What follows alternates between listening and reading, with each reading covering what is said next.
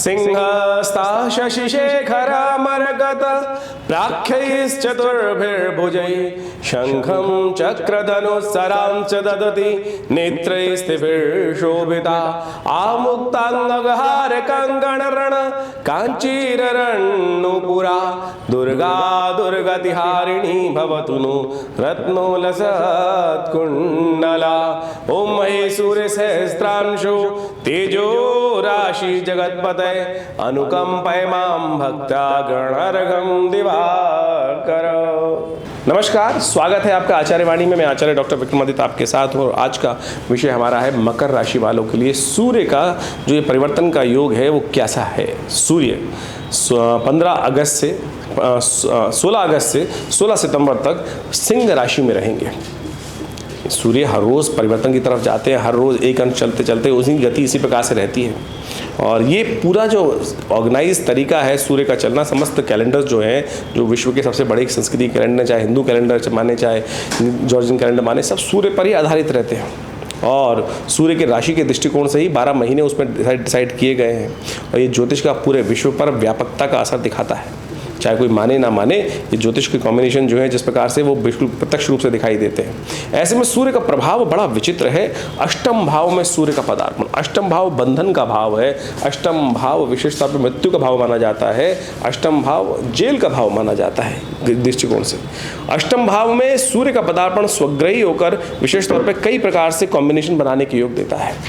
ये कार्यों में सफलता देने के योग देता है। गोचर में यदि हो तो यानी ये न केन प्रकारेण कार्यों में सफलता देने के योग बन ही जाते हैं। इस प्रकार के कॉम्बिनेशन बन जाते हैं। इस वक्त सूर्य का योग जो है बृहस्पति, जो समझे सूर्य का कॉम्बिनेशन जो है वहाँ पर वो शुक्र बुध के साथ युक्त होकर ये कॉम्बिनेशन बनते हुए परिवर्तन का योग बन रहा है।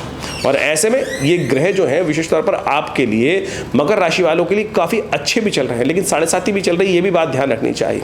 सूर्य यहाँ पर आपके लिए एक तरह से सफलता का रास्ता देने वाला आया है।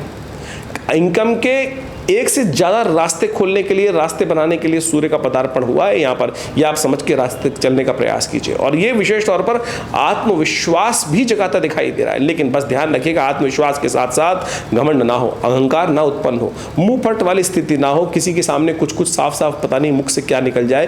क्योंकि सूर्य का दृष्टि जो है इस वक्त वाणी भाव में चल रही है और शनि वहीं चल रहे हैं, तो यानी कुछ भी गलत चीज़ मुख से ना निकले, इस बात का ध्यान रखते हुए कार्य करने की ज़रूरत है। धैर्य से काम करने की जरूरत है। बिल्कुल धैर्य रखते हुए धीरे धीरे काम करने का प्रयास करेंगे तो अच्छा लग सकता है। वो कॉम्बिनेशन अच्छे बनते दिखाई दे रहे हैं। बृहस्पति इस वक्त आपकी राशि के अनुसार से भाग्य में कहीं ना कहीं सपोर्ट करने के योग बना सकता है। नई उत्साह के साथ नए मित्रों से मिलने के योग बनते दिखाई दे रहे हैं। थोड़ा सा आपको धैर्य रखने की ज़रूरत है और उसके लिए एक उपाय हम बताएं आपको। गौ सेवा करने का प्रयास कीजिए। हरी घास, सावन सुंदर बरसात की वर्षा ऋतु चल रही है, हरी घास मिल जाएगी। हरी घास, खरा चारा, जो भी हो अपने श्रद्धा के अनुसार से, इच्छा के अनुसार से, अपने सामर्थ्य के अनुसार से गाय को कभी कभी खिला दीजिए। देखिए ये बहुत सुंदर उपाय रहेगा सूर्य को शक्ति देने के लिए। और इस सूर्य ये आपके लिए कई रास्ते, एक से ज़्यादा रास्ते इनकम के लिए खोलने के रास्ते बनाते दिखाई दे रहे हैं। तो बुद्धिमान व्यक्ति जो होंगे इसको आगे आय बढ़ाने के लिए रास्ता बनाते दिखाई देंगे और आगे बढ़ने के योग बन सकते हैं। ग्रह पूरी तरह से आपके लिए सपोर्ट में इस वक्त योग बनाते दिखाई दे रहे हैं। तो इस प्रकार से ज्योतिष के दृष्टिकोण से आपको समझना चाहिए कि ग्रह गोचर का परिवर्तन जो है किस प्रकार से आपके जीवन कुंडली के अनुसार से योग बनाता है।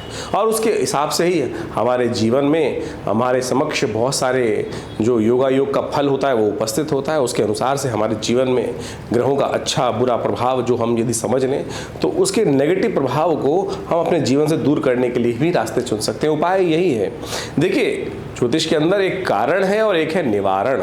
निवारण के अंदर विभिन्न उपाय हैं। बहुत सारे लोगों का मत ये रहता है कि जब जीवन में जब कुछ बन रहा है, हो रहा है, आ रहा है, जब वो निर्धारित है तो फिर उसमें परिवर्तन कैसा कर सकते हैं। देखिए कुछ भी निर्धारित नहीं है, सब कुछ आपके कर्म के अनुसार से है। जिस प्रकार का कर्म होगा उसके अनुसार से उसका फल होगा। यदि कोई दुष्कर्म हमारे द्वारा या किसी के द्वारा हो गया है जीवन में तो उसका प्रायश्चित करने के लिए भी विभिन्न रास्ते हैं। जब हमारे जीवन में कुछ दुष्कर्म हुआ तो उसके कारण से कुछ दुष्प्रभाव उत्पन्न हुआ तो उसको शुभ करने के लिए पुण्य कार्य बढ़ाने का हमें प्रयास करना चाहिए। यही जीवन की विचित्र विडंबना है कि हमको ये ज्ञान सही रूप में सही जगह यदि प्राप्त हो जाए तो हम सब चीज़ों को ठीक करने का रास्ता बना सकते हैं। वास्तविक तौर पर ये समझ लीजिए कि जो निवारण है वो परमात्मा का नाम ही है। हम विभिन्न उपायों की तरफ जाते हैं, उन सब का एक ही जो रास्ता है वो परमात्मा की कृपा ही है। हम किस प्रकार भी परमात्मा का नाम यदि श्रद्धा के साथ ले लें तो वो हमारे जीवन में सब प्रकार के अशुभ प्रभावों को दूर कर देता है। फिर भी ज्योतिष के दृष्टिकोण से अनेक उपाय शास्त्र में बताए गए हैं, वो भी अद्भुत रूप से कार्य करते हैं। तो सूर्य को मनाने के लिए विभिन्न उपाय जो शास्त्र में वर्णित है, चाहे वो सूर्य को जल देना, चाहे वो रविवार का व्रत रखना, अच्छे कर्म करना, गेहूं इत्यादि का दान करना, नमक का दान करना, सूर्य के मंत्र ओम घृणी सूर्य आदित्याय नमः इस मंत्र का नित्यप्रति जप करना, गायत्री का जप करना, ये सब के सब एक ऐसे अद्भुत उपाय है जिनको यदि आप करें नित्यप्रति तो सूर्य के होने वाले बहुत सारे दोष जीवन से दूर हो जाते हैं। तो इन सब कर्मों को यथाउचित भाव से अवश्य करने का प्रयास करना चाहिए। सूर्य का जो आदित्य हृदय स्तोत्र है वो तो अद्भुत है, यदि उसका सानिध्य नित्यप्रति लिया जाए तो अनेक प्रकार से जीवन के कई कष्टों को दूर करने का रास्ता बन जाता है। सूर्य प्रत्यक्ष देवता है शास्त्र के अनुसार से, और वो नित्यप्रति अपना दर्शन देते हैं प्रकृति में, हर मानव को, हर जीव को अपना दर्शन देते हैं नित्यप्रति अपने कार्य के अनुसार से। वो संसार में प्रकाश का उत्पादन करते हैं, इसलिए हमारे यहाँ उनको प्रत्यक्ष देवता कहा गया है। तो उनको ठीक करने के लिए उनके ग्रह प्रभाव को अपने जीवन से, यदि हम अशुभ प्रभाव यदि किसी कर्म के अनुसार से हमारे जीवन में बन गया है तो उनको ठीक करने के रास्ते अवश्य आपको चुनने का प्रयास करना चाहिए। और यदि नित्यप्रति भगवान सूर्य को आप जल देंगे तो उनके तेज को ग्रहण करने से भी आपके जीवन में जो कहीं ना कहीं कुछ उठापटक के योग हैं, कुछ नेगेटिव सूर्य के अनुसार से जो प्रभाव उत्पन्न दिखाई दे रहा है ज्योतिष गणनाओं के अनुसार से, उसको बहुत बढ़िया तरीके से ठीक कर सकते हैं। और विभिन्न प्रकार से विभिन्न समय और इस समय तो बड़ा अद्भुत योग चल रहा है। जब तक ये सूर्य जो महाराज जो कर्क राशि में चलेंगे तब तक सावन का सुंदर महीना चलता दिखाई दे रहा है, और ऐसे में भगवान का सुंदर स्तवन करें। कहा जाता है कि देवशयनी एकादशी से भगवान विष्णु तो शेषशय्या पर विश्राम करने चले जाते हैं, लेकिन उसके बाद संसार का संपूर्ण दायित्व जो है वो भगवान शिव के ऊपर आ जाता है, और भगवान शिव जो है वो तो भोलेनाथ है।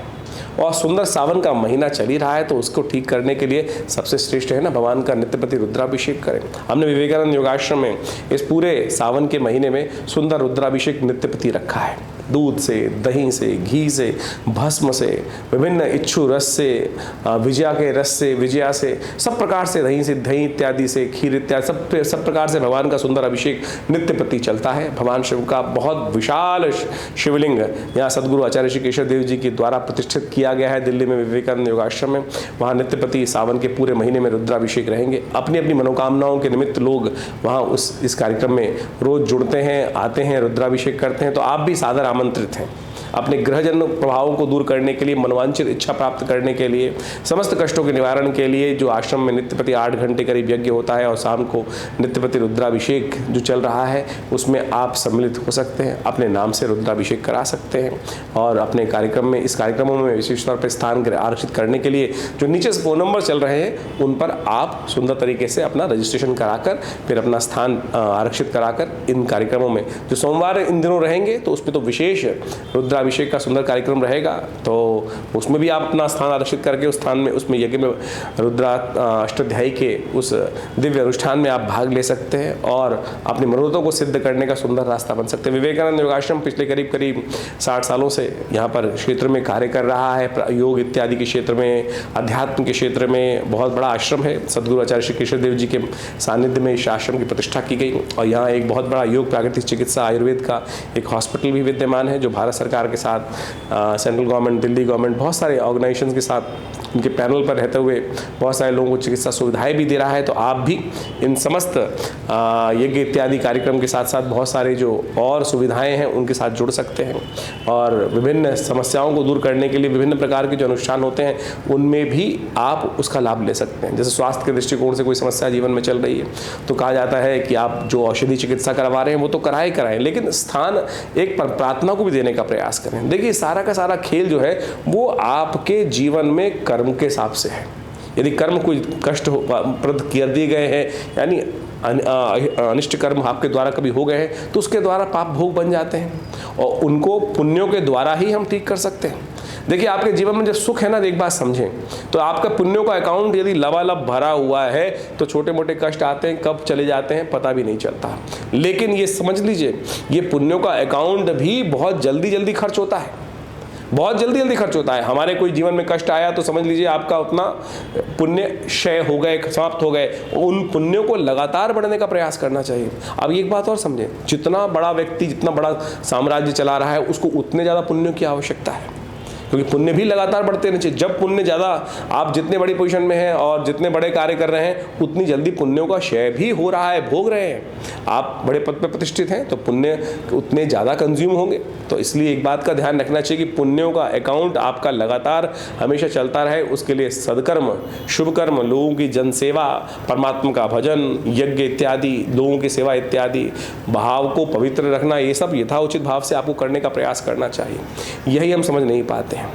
दुख में तो सुमिरन हो जाता है, सुख जब चल रहे होते हैं तो क्या होता है कि वो सुमिरन हो ही नहीं पाता है। पुण्य कर्म यदि अच्छे पद पर रहते हुए अच्छे समय में, शुभ समय में यदि हम लगातार अच्छे पुण्यों को बढ़ाते रहें तो देखिएगा आपके जो पुण्य हैं वो भरे रहेंगे और कष्ट जीवन से अपने आप दूर होते चले जाएंगे। ये पुण्य और पाप का बहुत विचित्र व्यवस्था है, इसको हमको समझने का प्रयास करना चाहिए। जो समझ लेते हैं उनके जीवन से कष्ट दूर हो जाते हैं। तो इस ग्रहों के प्रभावों को समझते हुए कि कब आपके लिए धूप है, कब आपके लिए छांव है, तो हमको अपने जीवन को चलाने का प्रयास करना चाहिए। जो उपाय आपके लिए बताए गए हैं आप अच्छे से करने का प्रयास करें। जन्मपत्री के हम गोचर के दृष्टिकोण से बहुत सारी बातें बताते हैं आपको, लेकिन इसके साथ साथ अपनी जन्मपत्री, मूल जन्मपत्री जन्म के अनुसार से जो बनाई जाती है उससे आपके जीवन में भुक्त और भोग्य, यानी आपने जो भोगा, जो कर्म पूर्व जन्म में हुए उसके द्वारा जो आगे आने वाले समय में भोगना है वो सब निकाला जाता है और उसके अनुसार से बहुत चीज़ों का अंदाज़ा लगाया जा सकता है। जीवन में जो